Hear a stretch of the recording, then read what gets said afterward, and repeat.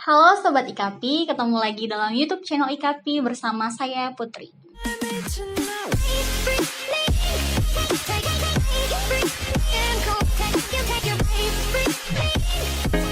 Di video kali ini kita akan membahas tentang bagaimana pajak capital gain saham dan kaitannya dengan PPh perusahaan. Bagi yang baru terjun mengurus perpajakan perusahaan, mungkin pajak capital gain adalah hal yang masih cukup awam di telinga. Seperti apa ketentuan dan perbedaannya dengan pajak capital gain saham? Sebelum lebih lanjut membahas tentang pajak capital gain, tentu memahami apa itu capital gain adalah hal pertama yang mesti diketahui, terutama perusahaan. Mengingat ada banyak jenis transaksi perpajakan yang menjadi kewajiban perusahaan. Lalu, apa itu capital gain hingga kaitannya dengan PPh perusahaan? Capital gain adalah istilah untuk menyebut keuntungan yang didapatkan oleh suatu pelaku usaha dalam penjualan aset modal atau investasi, di mana aset modal tersebut memiliki harga jual yang lebih tinggi daripada harga belinya. Aset modal tadi dapat berupa investasi tertentu, seperti saham, reksadana, properti, bisnis, atau investasi lainnya. Jadi, capital gain saham artinya keuntungan yang diperoleh atas selisih harga saham. Capital gain sendiri juga memiliki dua jenis, yaitu long term capital gain dan short term capital gain. Bisa dikatakan long term capital gain apabila jangka investasi lebih dari 1 tahun, sedangkan short term capital gain jangka investasi kurang dari 1 tahun. Namun, suatu keuntungan hanya dapat dikatakan sebagai keuntungan modal apabila telah direalisasikan atau saat telah terjadi penjualan. Disebut pajak capital gain apabila ketika suatu perusahaan atau individu melakukan investasi, harapan yang dimiliki tentunya keuntungan modal atau capital gain. Berikut beberapa contoh gambaran yang bisa disebut capital gain. Contoh kasus pertama, PT Alba membeli properti di tahun 2017 dengan harga perolehan 500 juta rupiah dan mempertahankan aset tersebut hingga tahun 2023. Saat menjualnya, harga properti tersebut mencapai 800 juta rupiah dalam jangka waktu 6 tahun. Terkait dengan penjualan properti tersebut, PT Alba harus mengeluarkan biaya agen, biaya notaris, dan lain-lain sebesar 50 juta rupiah. Maka, capital gain atau keuntungan modal di tahun 2017 atas penjualan properti yang dimiliki PT Alba dapat dihitung sebagai berikut. Keuntungan modal sama dengan harga penjualan dikurangi harga perolehan dikurangi biaya penjualan. Jadi, 800 juta rupiah dikurang 500 juta rupiah dikurangi lagi 50 juta rupiah, jadi sama dengan 250 juta rupiah.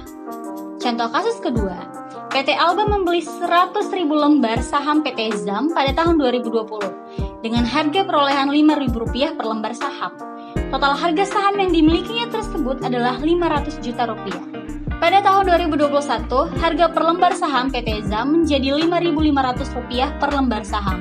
Atau dengan kata lain, nilai saham PT Alba menjadi Rp550 juta.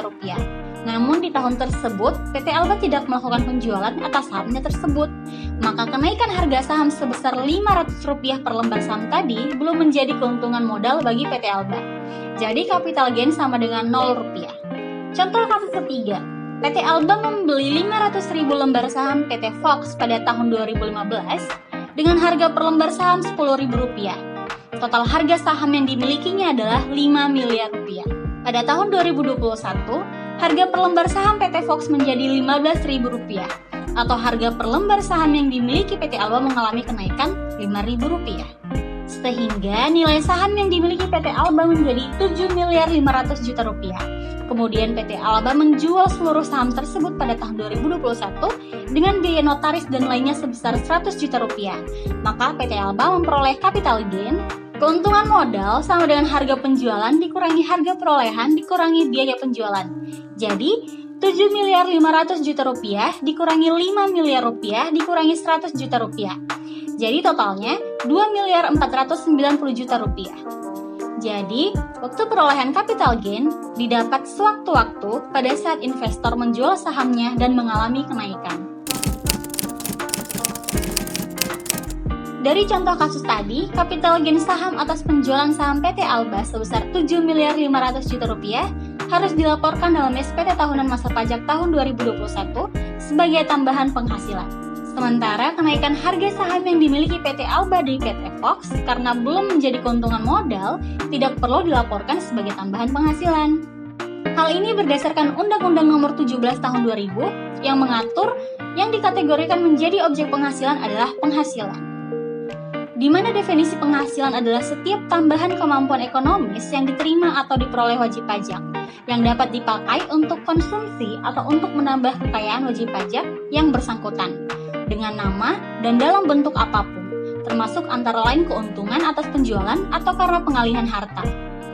Harga perolehan atau harga penjualan dalam hal terjadi jual beli harta adalah jumlah yang sesungguhnya dikeluarkan atau diterima oleh wajib pajak. Sedangkan apabila terdapat hubungan istimewa antara penjual dan pembeli, maka harga perolehan dan harga penjualan yang dilaporkan adalah jumlah yang seharusnya dikeluarkan atau diterima oleh wajib pajak. Nah, itu tadi informasi seputar pajak kapital gain saham dan kaitannya dengan PPh perusahaan. Mari kita selalu dukung pemerintah untuk memajukan perekonomian di bidang perpajakan dengan terus mendukung segala upaya pemerintah dari sisi perpajakan. Terima kasih telah menonton video ini. Jangan lupa like, share, dan subscribe. Stay tune untuk video IKP lainnya. Salam IKP.